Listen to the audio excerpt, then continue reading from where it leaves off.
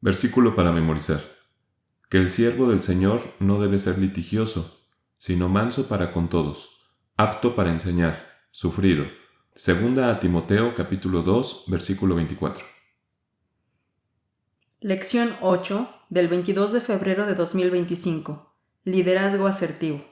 Objetivo: reflexionar sobre el ejercicio correcto del liderazgo y el impacto que tiene en quienes nos rodean. Lectura bíblica. Primera de Pedro capítulo 5, versículos 1 al 4. Ruego a los ancianos que están entre vosotros, yo anciano también con ellos, y testigo de las aflicciones de Cristo, que soy también participante de la gloria que ha de ser revelada.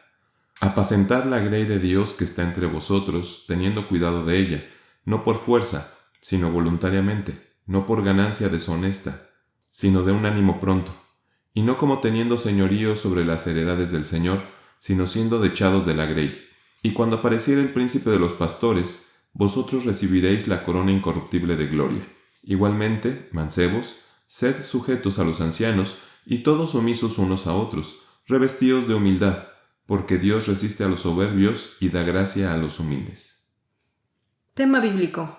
El mando constituye una de las más elevadas responsabilidades de carácter social en cualquier esfera que se le considere. En el pueblo de Dios no es la excepción. Siempre ha habido personas en quienes nuestro Dios ha confiado la dirección de su obra. Números capítulo 27, versículos 18 al 23. Y Jehová dijo a Moisés: Toma a Josué hijo de Nun, varón en el cual hay espíritu, y pondrás tu mano sobre él, y ponerlo has delante de Eleazar el sacerdote, y delante de toda la congregación, y le darás órdenes en presencia de ellos. Y pondrás de tu dignidad sobre él, para que toda la congregación de los hijos de Israel le obedezcan.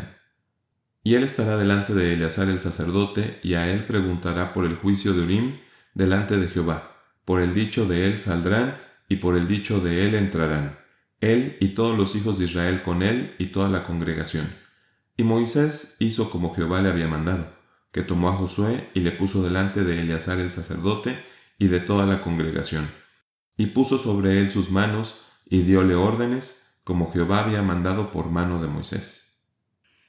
En su quehacer, el don de mando es muy amplio, pues lo mismo lo ejercen los padres de familia, el capitán de un barco, un ministro en la iglesia o una diaconisa en la sociedad femenil. Éxodo capítulo 18, versículos 21 y 22. Además inquiere tú entre todo el pueblo varones de virtud, temerosos de Dios, varones de verdad, que aborrezcan la avaricia, y constituirás a estos sobre ellos caporales sobre 1000, sobre 100, sobre 50 y sobre 10. Los cuales juzgarán al pueblo en todo tiempo, y será que todo negocio grave lo traerán a ti, y ellos juzgarán todo negocio pequeño. Alivia así la carga de sobre ti, y llevarla han ellos contigo. Romanos capítulo 13, versículos 1 al 6. Toda alma se someta a las potestades superiores, porque no hay potestad sino de Dios, y las que son de Dios son ordenadas. Así que el que se opone a la potestad, a la ordenación de Dios resiste, y los que resisten ellos mismos ganan condenación para sí. Porque los magistrados no son para el temor al que bien hace, sino al malo. ¿Quieres, pues, temer la potestad? Haz lo bueno, y tendrás alabanza de ella. Porque es ministro de Dios para tu bien, mas si hicieres lo malo, teme, porque no en vano lleva el cuchillo, porque es ministro de Dios, vengador para castigo al que hace lo malo, por lo cual es necesario que le estéis sujetos, no solamente por la ira, mas aún por la conciencia, porque por esto pagáis también los tributos, porque son ministros de Dios que sirven a esto mismo. Hebreos capítulo 13, versículo 17. Obedeced a vuestros pastores y sujetaos a ellos, porque ellos velan por vuestras almas, como aquellos que han de dar cuenta, para que lo hagan con alegría y no gimiendo, porque esto no os es útil. Lo que nos interesa señalar acerca del don de mando es que no todos los que hemos tenido esta responsabilidad actuamos en forma idéntica. Nuestra actuación depende primero de la presencia de Dios en nuestras vidas y segundo, de nuestra personalidad y nuestro carácter. Por lo tanto, es importante conocer algunas actitudes que nos ayudarán en el momento de ejercerlo. Además, estando en el cargo, debemos contribuir en establecer y mantener buenas relaciones humanas entre los miembros del cuerpo de Cristo. Mateo capítulo 20, versículo 25. Entonces Jesús llamándolos, dijo: ¿Sabéis que los príncipes de los gentiles se enseñorean sobre ellos, y los que son grandes ejercen sobre ellos potestad? He aquí algunas actitudes. Actitud autócrata. Esta actitud se presenta cuando la persona que ejerce el mando posee sobreestimación de su propio valor. Además, ejerce la exigencia de que se obedezcan ciegamente sus órdenes y se maneja con un carácter egocéntrico, generalmente para asegurarse prestigio y poder, así como actuar con una marcada indiferencia hacia las necesidades y sentimientos de los demás. Esta actitud con frecuencia genera conflictos entre las personas que ejercen el mando y sus colaboradores, pues origina descontento, tensiones en el grupo y frustración.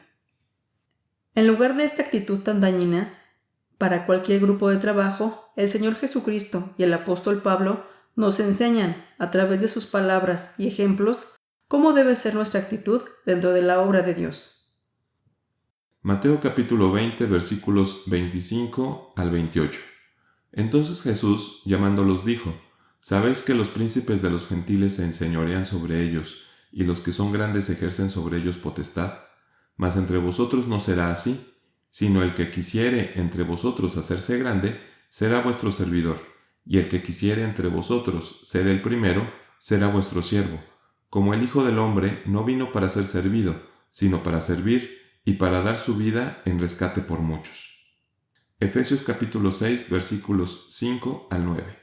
Siervos, obedeced a vuestros amos, según la carne con temor y temblor, con sencillez de vuestro corazón, como a Cristo, no sirviendo al ojo, como los que agradan a los hombres, sino como siervos de Cristo, haciendo de ánimo la voluntad de Dios, sirviendo con buena voluntad como al Señor y no a los hombres, sabiendo que el bien que cada uno hiciere, esto recibirá del Señor, sea siervo o sea libre.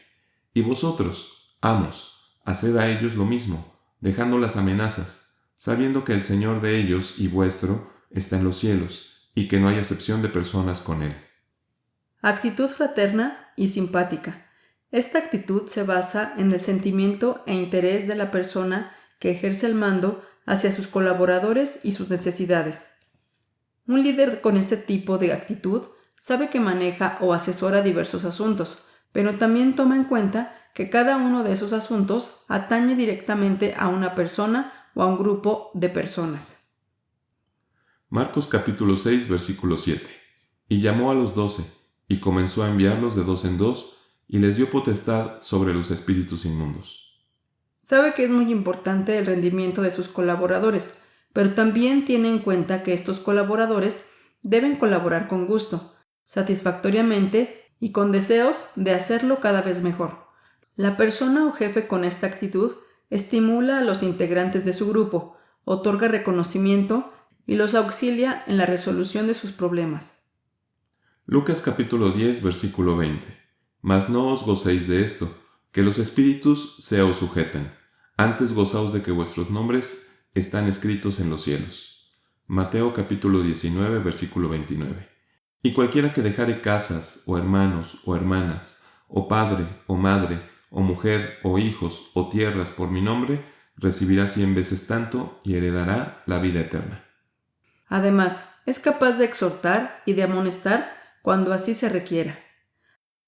Actitud democrática. Esta actitud es complementaria a la anterior.